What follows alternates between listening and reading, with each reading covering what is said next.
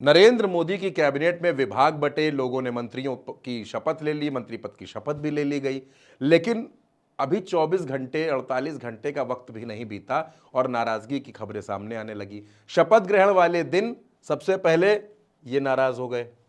कौन? अजीत पवार। अब कौन नाराज है? अब एकनाथ शिंदे की पार्टी नाराज हो गई है।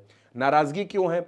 नाराजगी इस वजह से है कि अजीत पवार का यह कहना था कि हमको कैबिनेट मंत्री का पद चाहिए। एकनाथ शिंदे का भी कहना है कि कैबिनेट मंत्री का पद चाहिए। बीजेपी राज्य मंत्री का पद दे रही थी। इन्होंने तो खैर शपथ ही नहीं दिलाई, अपने सांसद जो थे प्रफुल्ल पटेल, उनको शपथ ही नहीं दिलाई। और अब किस तरह की खबरें चल रही हैं, अब उन खबरों पर भी गौर करेंगे, क्योंकि एनडीए में क्या टूट हो गई है इसको समझने की कोशिश करेंगे और टूट के कितने पहलू निकलकर सामने आ रहे हैं वो भी आपको बताएंगे। एनडीए में घमासान, अजीत पवार के बाद अब शिंदे गुट भी मंत्री पद को लेकर नाराज हो गया है। कैबिनेट मंत्री पद नहीं मिलने से निराशा जताई जा रही है और यह कहा जा रहा है कि हमारा सम्मान नहीं किया गया। दोस्तों, यहां पर यह समझिए कि ये दोनों सहयोगी महाराष्ट्र से आते हैं और महाराष्ट्र में अगले 6 महीने के भीतर विधानसभा का चुनाव होना है। 48 लोकसभा सीटें महाराष्ट्र में हैं, जिनमें से 30 सीटें इंडिया गठबंधन झटक ले गया। और यह खबर सिर्फ एक एंगल पर नहीं है, खबर के कई पहलू हैं। लोकसभा रिजल्ट आते ही अजीत पवार के बदले बोल, चाचा शरद पवार की तारीफ, कहा विचारधारा नहीं बदली। अजीत पवार का कहना है कि मेरी जो विचारधारा थी वही विचारधारा आज भी है। मैं एनडीए में हूं, लेकिन मेरी और उनकी विचारधारा में फर्क है। यह फर्क कब आया है? लोकसभा चुनाव के नतीजे के बाद और जिस तरह से मंत्री पद को लेकर रस्साकसी चली, उसके बाद से यह फर्क भी आ गया कि अब यह कहा जा रहा है कि हमारी और उनकी विचारधारा में फर्क है। अब दोस्तों, इस पूरी खबर को इस एक पोस्ट से समझने की कोशिश करिए। मैं आपको सबसे पहले ये पोस्ट बताता हूं। एक जैकी यादव नाम के शख्स ने ये पोस्ट किया। जो बातें उन्होंने लिखी, महाराष्ट्र से अजीत पवार वाली एनसीपी को कैबिनेट में जगह न मिलने को लेकर वो नाराज हैं।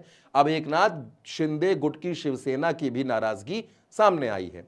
अब इसमें कौन कौन से उन्होंने पॉइंट बताए हैं ये आप समझिए। जीतन राम मांझी के पास एक सांसद है, फिर भी वो कैबिनेट मंत्री हैं। चिराग पासवान के पास 5 सांसद है, फिर भी कैबिनेट मंत्री हैं। एचडी कुमारस्वामी के पास 2 सांसद हैं, फिर भी वो कैबिनेट मंत्री हैं। लेकिन शिंदे गुट की शिवसेना के पास 7 सांसद हैं, फिर भी उन्हें राज्य मंत्री स्वतंत्र प्रभार मिला। और ये किसने कहा? जो इनके चीफ विप है श्रीरंग बारणे, उनका कहना है।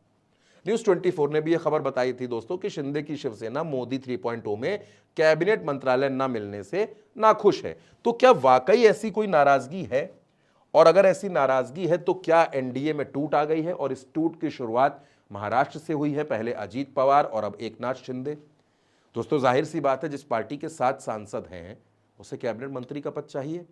जीतन राम मांझी इकलौते सांसद हैं, आपने उन्हें कैबिनेट मंत्री बनाया। चिराग पासवान के 5 सांसद, आपने उन्हें कैबिनेट मंत्री बनाया।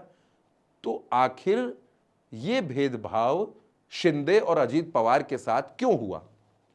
अजीत पवार की बात एक हद तक समझ में आती है कि उनका यह तर्क था कि राज्य मंत्री नहीं, कैबिनेट दीजिए, लेकिन उनके पास एक सांसद है।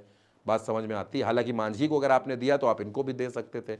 लेकिन एकनाथ शिंदे, जिनके साथ आप महाराष्ट्र में सरकार चला रहे हैं, deputy CM Devendra Fadnavis BJP के हैं, उनके 7 सांसद चुनाव जीत करके आए हैं। उन एकनाथ शिंदे की पार्टी को कैबिनेट मंत्री पद ना मिलना, ये कुछ समझ में नहीं आता। क्योंकि जब आप चिराग पासवान को बना सकते हैं, जीतन राम मांझी को बना सकते हैं, तो फिर एकनाथ शिंदे में कहां समस्या आ गई? अजीत पवार तक तो बात फिर भी समझ में आती है, लेकिन अजीत पवार अब ज्यादा नाराज हो गए। दूसरा, एक बयान अजीत पवार का और आया था दोस्तों। उसमें अजीत पवार ये कह रहे थे कि महाराष्ट्र में जब विधानसभा चुनाव होगा तो 80 से 90 सीटों पर हम दावेदारी करेंगे। लगभग इससे या इससे ज्यादा दावेदारी एकनाथ शिंदे की होगी। फिर वहां रामदास अठावले भी हैं। यानी आप देखिए कि किस तरह से महाराष्ट्र में एनडीए में टूटन अभी से शुरू हो गई है। और महाराष्ट्र विधानसभा का चुनाव आते आते ये तमाम सहयोगी एक साथ रहेंगे या नहीं रहेंगे, इस पर भी बड़े सस्पेंस है। दरअसल भारतीय जनता पार्टी इन दोनों को लेकर थोड़ी निश्चिंत है। निश्चिंत क्यों है? निश्चिंत इसलिए है क्योंकि इन दोनों लोगों के जाने से एनडीए की सरकार पर कोई बहुत बड़ा फर्क नहीं पड़ता। लेकिन अगर नीतीश चले जाएंगे, अगर टीडीपी चली जाएगी, अगर चिराग चले जाएंगे तो फर्क पड़ता है। इसीलिए नरेंद्र मोदी और उन भारतीय जनता पार्टी का पूरा फोकस 3 दलों पर है। जेडीयू पर, एलजेपी रामविलास पर और टीडीपी पर। बाकी दलों पर इतना ज्यादा ध्यान नहीं है, चले भी जाएंगे तो चले जाएंगे। निर्दलीयों को भी इस पाले में लाने की कोशिशें दिन रात चल रही हैं। लेकिन अगर ये दो सहयोगी नाराज होकर अलग हुए तो महाराष्ट्र की राजनीति के समीकरण बदल जाएंगे, जहां विधानसभा चुनाव होना है। दोस्तों, जिस तरीके से इंडिया ब्लॉक ने महाराष्ट्र में मोदी के विजय रथ को रोका है, उसकी रफ्तार को कम कर दिया है, वो भारतीय जनता पार्टी के लिए टेंशन तो है, लेकिन भारतीय जनता पार्टी इन दोनों को भी बहुत ज्यादा भाव देने के मूड में नजर नहीं आती। अब महाराष्ट्र विधानसभा चुनाव आते आते क्या ये गठबंधन ऐसे ही बना रहेगा या फिर इस गठबंधन में टूटन हो जाएगी? इस सवाल के जवाब हर कोई तलाश रहा है और हर कोई समझने की कोशिश कर रहा है कि क्या वाकई एनडीए में किसी तरह की टूट फूट हो गई है, और अगर नहीं हुई है तो क्या उस टूट फूट के संकेत मिलने शुरू हो गए हैं? क्या इनके रिश्तों में दरारें पड़नी शुरू हो गई हैं?